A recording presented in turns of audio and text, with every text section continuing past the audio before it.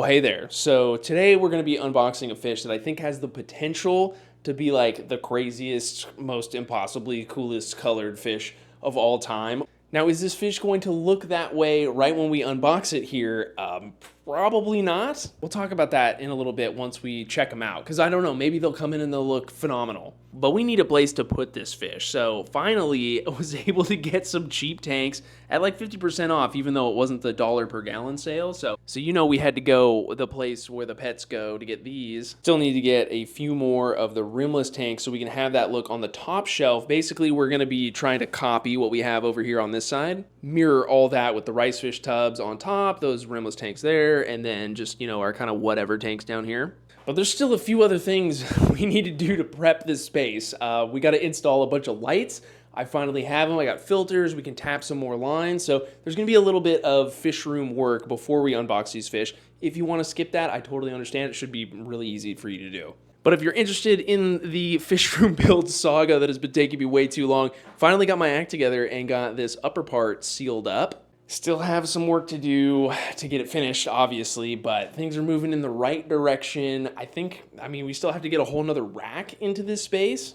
And I got to get the sink hooked up because this 5-gallon water change bucket life is not the life for me. I'm tired of living it. A little cube aquarium that we set up like, I don't know, 3 weeks ago was doing okay. Not a tremendous amount of plant growth or anything. Not running CO2, just kind of threw in a bag of make the water clear stuff. But the guppies look like they're doing pretty dang good. These guys are super colorful. But anyway, that's enough update stuff. This isn't an update video. We got to actually do some work, so let's do that.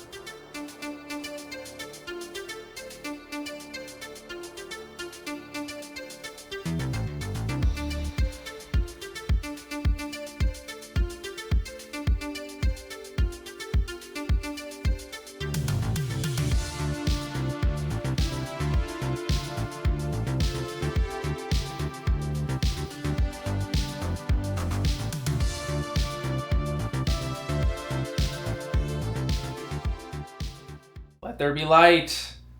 You just saw me do what I just did. No point in explaining it. One thing about these gorilla stands that's pretty cool is, again, having this little metal rack down here made it super easy to zip tie everything. Just sucked those lights up, and there is a little bit of overhang with these 4-footers because for whatever reason, the 4-foot gorilla stand, why am I saying gorilla? The gladiator stand, the 4-foot gladiator stands, when you connect them like I've done, it kind of shrinks them up a little bit. So we do have that little bit of overhang of the 4-foot lights, and maybe in hindsight I should have just gone with 3-foot lights, but I don't know. I don't think it's gonna make really that much of a difference. I'm gonna try to not be super particular about it. You can't even tell that there's extra light kind of poking out on the side unless you really look for it. Right on, straight on, you can't even tell. From a wattage perspective, it is a little bit more. We could have saved some room on the circuit by having the 3-foot lights, but I don't know. I'm not an electric guy, but I don't know. Maybe you are. You can tell me if we don't run these lights at 100%, if we run them at 50%, are they going to pull 50% less watts? Is that how that works? Because these co-op lights, one of the reasons why we decided to go with them is because they're just super easy to dim down. So we'll probably run these at like 30%. Because we really just don't need that much light, like, on these tanks. We're not trying to grow super hard plants that need it. And we don't want to, like, really encourage algae growth, right? Like, most of these tanks, we kind of do, like, in some circumstances, right? Like, over here, I talked about how we're using all this algae to our advantage. But with all of these setups being new, I don't want to just, like, super juice it and, like, grow something crazy like blackbeard algae or staghorn or any kind of, like, really ugly stuff. So we're going to chill. We're going to use that to our advantage. And also, at the same time, maybe not pull as much power and go easy on our electrical. With this many lights too, it's honestly kind of nice to be able to just manually do this and not have to worry about having, 1, 2, 3, 4, 5, 6, 7, 8 lights all plugged into an app. Like that it would just kind of drive me a little nuts, I think. But yeah, the co-op lights, I mean, big shout out to them for helping me out with these things, but I honestly probably would have gone with these anyway because they're just kind of like an indestructible light. Like, I don't know, Corey, I just saw on my feed today that Corey did a torture test video where, I mean, you guys know, if you've seen any of my videos, I've kicked these things across the room. You can dunk them in water. You don't want to do that on purpose necessarily, but they can take it. So these are lights that if I had to purchase all of them, then, I mean, they're still gonna last for me like 10 years probably. So yeah, there is a cheaper way to light your fish room, but I don't think you're gonna get the longevity out of like a $40 4-foot beamwork LED that you get on Amazon. That's just my 2 cents. So if you're building a fish room or you need to pick up a new light, you know where to look. Comments, description, links to all the stuff that we used today will be down there. But enough of this update on the fish room. I need to like spend a day doing cable management. I know it's still a nightmare. We got to get one of these little 5-gallons set up for our fish that are coming in tomorrow, today. Maybe they already came. I don't know. They already came because the shipping where we got these fish from is just like super fast, I guess, because they're actually pretty close to me. But yeah, let's get one of these things set up so that they are nice and happy once we get them out of the bag. Switching to hands-free mode. See how much better this sounds compared to when I put this thing on my chest. It doesn't make, this isn't my chest, my collar. It doesn't make any sense. I don't know, hopefully you can bear it, but which tank looks best? This one? So let's start with this guy. We need to just put in some substrate. I've already pre-washed these tanks. Like, these are just those $1 per gallon sale Aquarium tanks. Who knows what they have on them from the factory, so I always just give them a little wash. I don't do anything crazy like put bleach in them, but I think it's always nice to get them cleaned out a little bit. So we have also some sand. This is our favorite Monterey Beach sand that I can't remember what grade of it is, but it's not the finest and not the medium. It's kind of that medium, kind of that middle ground, I'd say. And for these 3 tanks and the 2 tanks that are already over there, I like to just take my little 2-liter scooper and fill this thing up. I probably mentioned that this is already pre-washed. We're running a little low, so I'm gonna have to do a little controlled dump here to try and fill it up. This is totally just an OCD thing. It doesn't really matter, but I found that this 2 liters of sand is like a pretty good amount. So just put it in there, smooth it out. You could probably put another 2 liters in here and it would be a lot easier to plant plants in it, but I don't think that's what we're gonna do with any of these. We're gonna put some plants in, don't worry.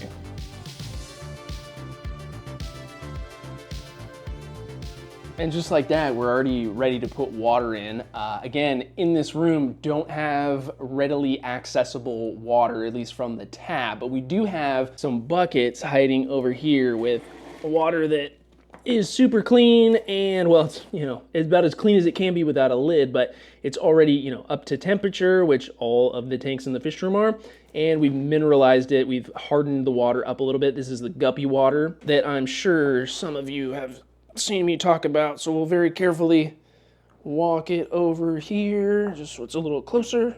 And now we get to do the super fun, definitely not annoying part of the process, which is get the water into the tank. One of the issues that you are going to have when you have a shelving unit like this, unless you have a huge amount of space up above it, is that certain scoopers that you use, like this really nice one that doesn't drip, I can't fill it all the way. There's always going to be some left down in here, which is kind of annoying. We have to resort to littler ones that do drip that we can get all the way into this thing. Again, bane of my existence. We'll hopefully get this sink situation sorted out quickly so we don't have to do this anymore, but I mean, it's not that bad. So we just fill that guy up very carefully, use our hands, fill it up. We can disrupt the sand in here all we want. It's washed so good it doesn't really matter. Aren't my problems fun, guys? Thanks for watching me talk through them. It helps, it's a good venting process for me, maybe. I don't know. And there we go, roughly 5 gallons in. We got minimal spillage on the floor here. Oh my God. Just a few other things we have to do. So obviously, like to move water and to filter, we need to tap into the air that we have way up here in the back that I haven't done yet. All right, so I got a couple of the lines in, and I'll give you the Reader's Digest version of it. So started off with the Airline tubing. I just measured how much of a drop I needed. It was about 5 feet. And then I cut off 5 pieces of that. Good thing I still had that big old spool of the Airline tubing. So to put those things in, you know, you gotta drill the line. I can't remember exactly, I think it's like 5/16 bit is what you wanna use for these little metal adjuster thingies, because I don't have additional pipe down below that I basically have to do if I wanna run to 2 sets of tanks, I have to do 2 separate drops. So put in a hole, then I realized that what I did on the other side was I put them at a little bit more of an angle, just so there wouldn't be as much of like a potential for kinkage, even though I don't think that would even happen. So kind of messed up there on the first one, did them a little bit more on the angle on the other ones, and then I was just gonna do all of them. And so I drilled 2 holes on this first one. I put this second hole more at an angle, but I ended up doing it too close to the original one. Like, this is just me doing this project as kind of like a first time. So didn't really put that all together in my head, like, hey, I'm gonna need a little bit more room to screw this thing in, because you have to turn that little valve. But that's okay. I don't think, I didn't get it screwed in all the way. I don't think it's gonna like pop out of there when we turn the air back on, but we'll see. And I think the way that you're supposed to do this is you basically leave these things completely open. We don't wanna have them completely open though, because it's just way too much air. So the remedy for that is putting in a little adjustment valve right about here where you have access to it. All we gotta do for that is like just find a spot, like it might be, maybe it's right here, snip the line, hello Mr. Ant. It is that time of year, guys. We're dealing with it, but yeah, you just plug this thing in. I don't know if you can see this yet, but plug that guy in, then you have your other piece that you're gonna just attach, and then that's where we'll make the adjustment. So this is probably a little bit long for the sponge filter that we're gonna plug in, but we can just snip it so it sits kind of perfectly flush. We got a bunch of sponge filters here. I've been using the nano sponge filters just because they're the lowest profile, and even this size you can like break it in half basically, so it's just a tiny little sponge. Like what we have back here on these guys is just a little tiny dude. I think what we'll do with these is just try it without doing that. So in the box we got, oh, it actually, does it come with the lift thing? I got all these extra lift kits because I thought we might need those, but is that what that is? I'm not sure. The other ones I got did not come with these, so I'm not sure if that's like a whole separate product or what's going on there. I have no idea how to configure this, but I know we don't need it to be super tall, so.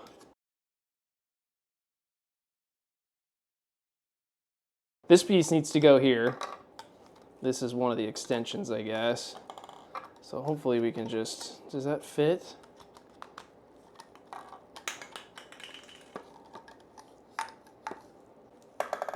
It doesn't make it that much taller, but I think we have to put this piece in here, and then we put this guy in the top because it's snug. This is sponge filter technology. So that looks like it's the shortest that it could be. That might be too tall. I don't know. Let's go find out. So yeah, even if I filled the tank completely up, it's still gonna be too tall. There might be a way to make it shorter, I guess, if we did take this apart. Let's try that.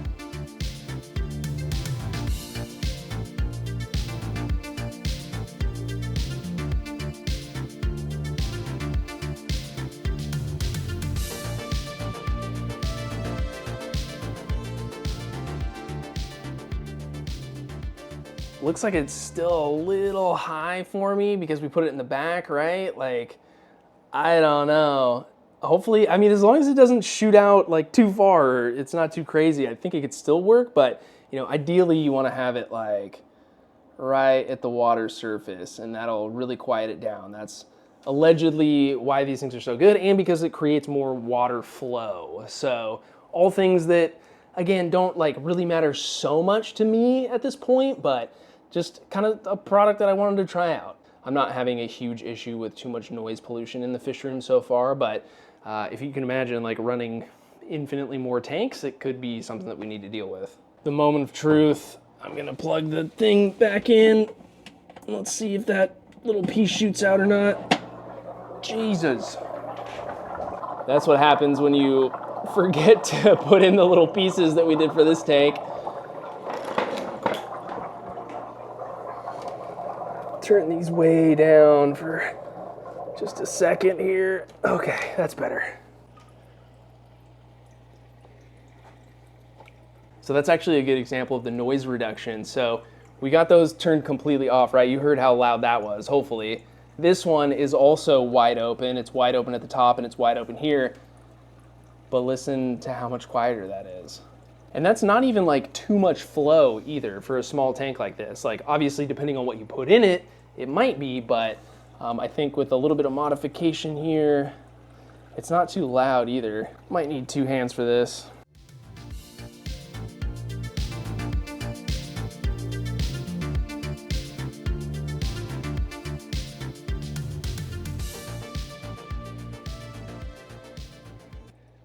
Definitely way more quiet than what we just heard there. But again, those were running flat out and that would basically never happen. So for example, the tanks over here, I run very gently and I think they're even quieter than what we're experiencing over there on the little jet. But look, if you are somebody that wants more flow or you just run sponge filters harder than I do, which is probably most people, then I think this thing is definitely gonna quiet it up for you, which I don't know, I think that's kind of cool.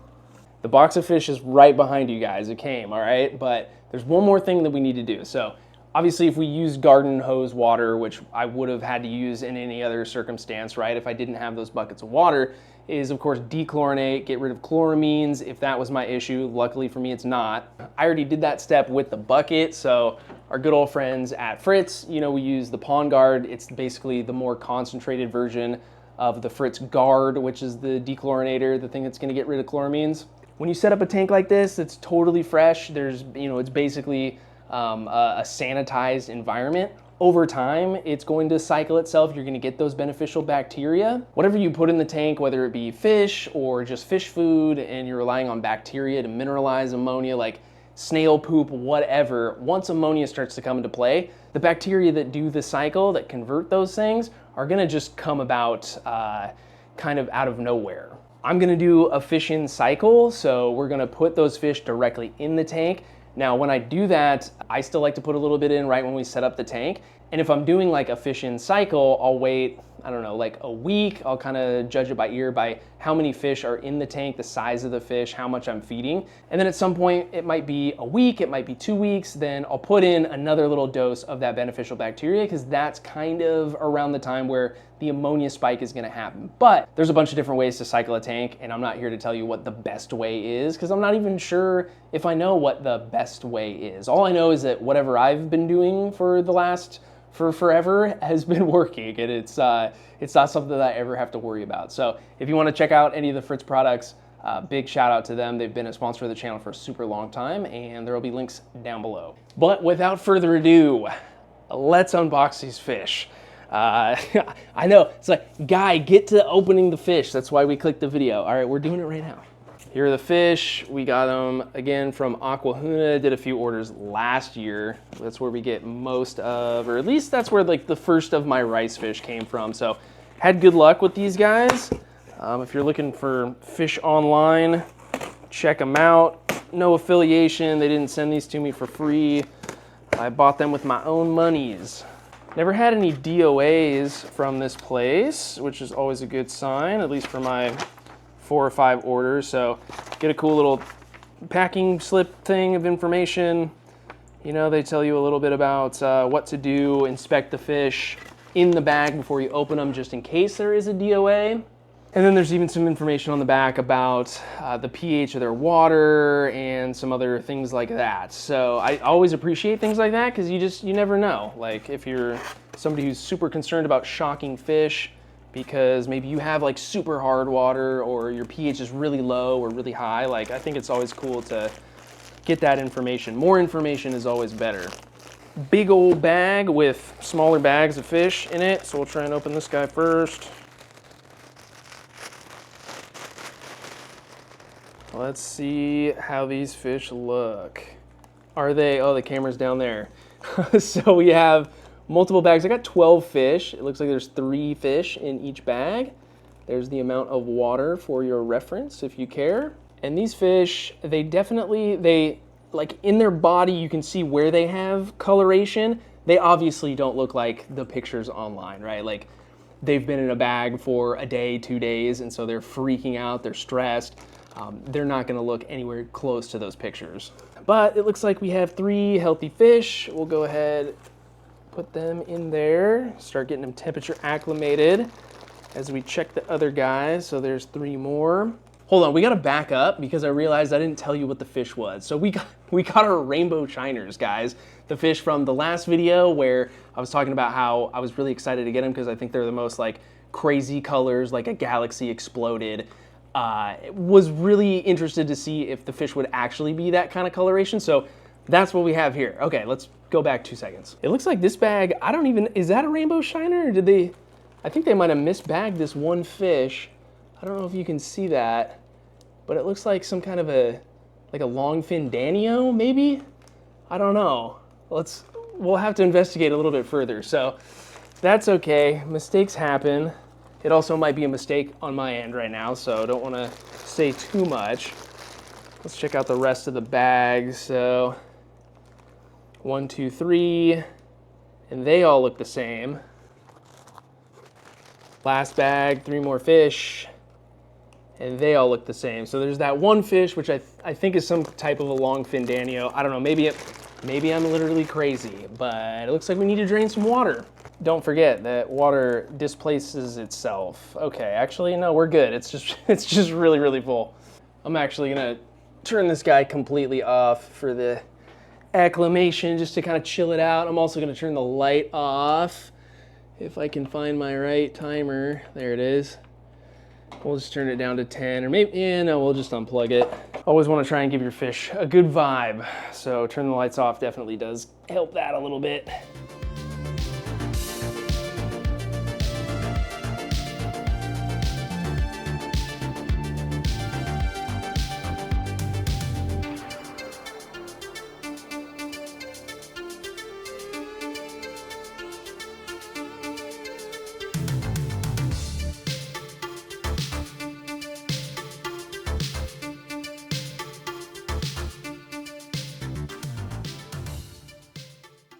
Yeah, so it looks like that is a longfin danio. Definitely not a rainbow shiner. It's not, a difference between male and female or anything. These fish are so young, they're all gonna look the same. Just looks like we got one fish, a little misbagging. That's okay. Accidents happen, and we noticed it before we opened the bag. If we could have probably just taken a picture and then sent that off and probably got a replacement fish. Didn't do that because I don't really care that much. To me, it's not really worth the hassle of even just having to do it. We got 11 fish instead of 12, big deal. I'll just take this fish out eventually at some point, I guess. I mean, this is a temporary home for all of these fish anyway, so these are primarily, I think, we might even split them up and do like half outside and half inside for breeding if we figure out if they're old enough. These fish really, even in the next few days, I don't think they're gonna color up too much because I have a hunch they're just young fish. So not 100% sure because I haven't kept these fish before, but they do seem like they don't get that big in general. I need to do a little bit more research on them, to be honest. Like, this video isn't supposed to be a hey, everything you ever wanted to know about rainbow shiners, because I don't know that information. But I do know that they are excellent fish for outside in the spring and summertime. That danio, probably not so much. That's really where we're gonna see these fish shine, hopefully, no pun intended. Actually, you know what? Pun intended, okay? They're called a rainbow shiner for a reason, and it's because they look beautiful. They apparently look, even if they look half as good as this picture, when they're in their sort of mating time, when we put them out in the pond, it'll definitely be that time of year for them, so that'll trigger them to get more colorful. Plus, if we feed them really good food, all of these things, we're gonna try and get these fish to look as good as this picture. It's kind of like a weird goal that I have for this summer. So follow along if you wanna see if I can actually do that. No idea if I'm actually gonna be able to. But this fish, I think, is super cool. Watch that video that I posted last week about it was 4 really good fish that you need to get now, because most of them are just awesome for outside, for pond season, which is gonna be here before you know it, and depending on where you live, it might already be right now. Did a little plant shopping around the fish room, found a couple decent Anubias nanas, and then a couple sword plants that haven't gotten enough light in their entire life. They're also kind of chewed up, but that's cool. Hopefully it brings in a little bit of bugs for somebody to chew on. And then we also have, I don't know if I want to use any of my valuable Sangani root / I don't know what else is in here, but definitely want to use some Dragonstone rubble. And we're just going to spruce up their tank a little bit, give them a little bit of cover, give them something to feel a little bit more at home with.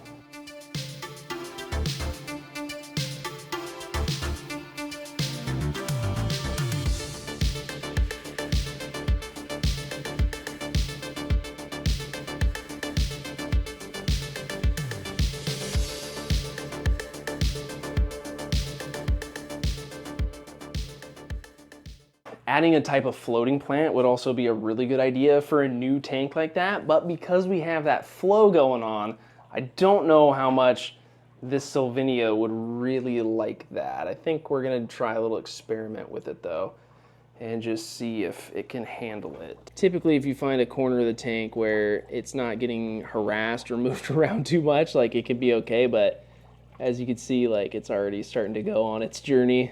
I mean, there's already duckweed in here, and I've never had duckweed not grow in flow. Like, it'll always find a corner. I don't know, the Sylvinia is a little bit of a higher organism, if you will. Like, not really, obviously, but I think you know what I mean. I don't know, we'll see. It'll be a fun little experiment, but that is pretty much what we're dealing with until the tank clears up.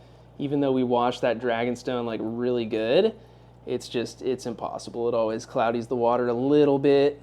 But there are our not so impossibly colorfully amazing galaxy explosion of color fish. You know, not saying I'm disappointed or anything. I know that it's a fish that we have to invest in. And maybe the source plays a role in all of this. Like I think I saw a comment recently where somebody said they got this exact fish from a specific place, and it was like the colors were great on it. I don't know, it's the first day.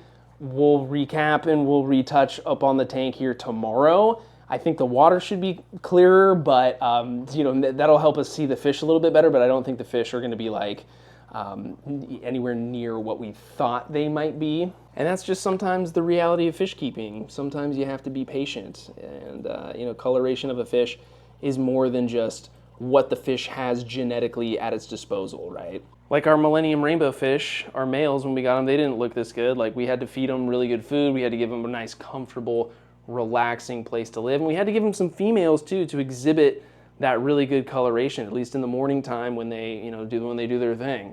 I don't expect this fish to be any different, so we'll just have to be patient. And I don't know, that's kind of the fun. All right, next day alert, and I actually think the fish do look a little bit more colorful. I've learned kind of a lot, almost, about these fish in just the day that I've had them. And that is, one, they're kind of skittish. So, I don't know, maybe it could be the flow. It might be too much flow, and that could be disturbing them a little bit. But it seems to be, I can only really get them to come out when they go into their feeding frenzy. They do kind of go crazy for food, which is cool. Water is still a little cloudy, so I couldn't really tell if it was just, you know, it might just be because the water is less cloudy than it is yesterday, why I thought maybe they looked a little bit better. But they are just kind of like chilling back there by the sponge filter. They have a little spot over here on the right where they seem to kind of congregate. We just need more time with this fish. Like, 1 day difference, you're probably not going to see it. Like, I'm not surprised there. But it could just be that we need to get them to go through an actual season, and it is one of those fish where the males are only going to look their best when they're in their reproductive time of the season, and so that's definitely not right now, but it's soon. So I'm thinking that we're just going to have to be patient with this fish. I know I've said it more than one time in this video. Here's a shot of them in the front where we can actually kind of see them. So around their lateral line, I think, is where some of them have a little bit of a hint of purple-ish color, which is cool. But they're definitely not like those pictures on the internet, which is no shocker. But hey, I mean, like, regardless of them not being the most beautiful fish right off the bat, I'm still happy with my decision. I'm glad that we got them early in the season so that we can have the most amount of fun with them here once pond season starts. And like, I know I mentioned that they're kind of skittish, like they might be a little scared and getting used to their tank still, but they do seem to be spending more time towards the bottom of the tank rather than the top, which I don't think is super uncommon, like with certain fish in general. But somebody did mention in the comments that they seem to be more of like a rock pile egg scatterer versus like a Java moss kind of floating in the tank type of an egg scatterer. So maybe that's just something that's in their nature. I'm definitely going to be learning more about these fish over the next few weeks, doing a lot of online research about them and just trying to figure out as much as I can in preparation for trying to get more of them this season. But who knows? That is, I think, going to be today's video, guys. I know the unboxing was a little later in the video, and hopefully if you didn't want to see all the stuff in the beginning, you just skip to it and it didn't really matter, but I know how that can go sometimes. But I had a lot going on this week trying to make sure that I get a video out to you guys, and just wanted to say thanks again for watching. Hope you enjoyed hanging out in the fish room with me today and kind of going over some different stuff. Hopefully that was a positive thing and that helped you learn something that maybe you wanted to learn. So anyway, thanks again for watching, guys. I'm gonna go feed some more fish, and we'll see you next week.